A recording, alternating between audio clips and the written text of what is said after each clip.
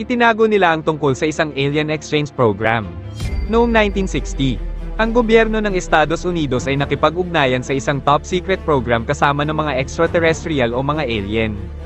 Ang mga alien na ito ay nagmula sa isang planetang tinatawag na Serpo, at ang planetang ito ay nasa Zeta Reticuli star system. Matapos bumagsak ng isang UFO sa Roswell noong 1947, isang alien ang nakaligtas at ito ay nagngangalang EBE-1.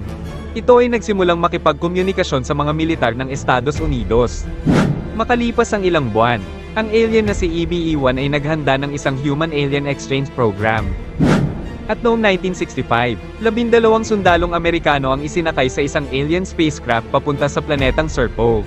Ang kanilang paglalakbay ay tumagal ng 10 buwan, at ang grupo ng mga sundalong Amerikano ay nanatili sa planetang Serpo ng 13 taon. Natutunan nila ang patungkol sa mga teknolohiya ng mga alien, maging ang kultura ng mga ito at ang kanilang pamumuhay. Ang mga naninirahan sa planetang Serpo ay mabubuting nilalang. Ang mga ito ay kahawig ng mga tao, ngunit ang mata ng mga ito ay malaki kumpara sa mata ng mga tao, at sila ay nag-uusap gamit ang telepathy. At sa 12 sundalong nagtungo sa planetang Serpo ay 8 lamang ang nakabalik sa planetang Earth, at ang mga ito ay may bitbit na matataas na kaalaman.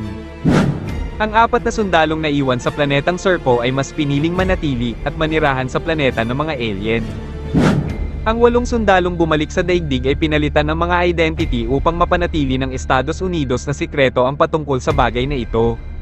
Naway biyayaan kayo ng supreme ng pag-ibig at katotohanan ng kalawakan.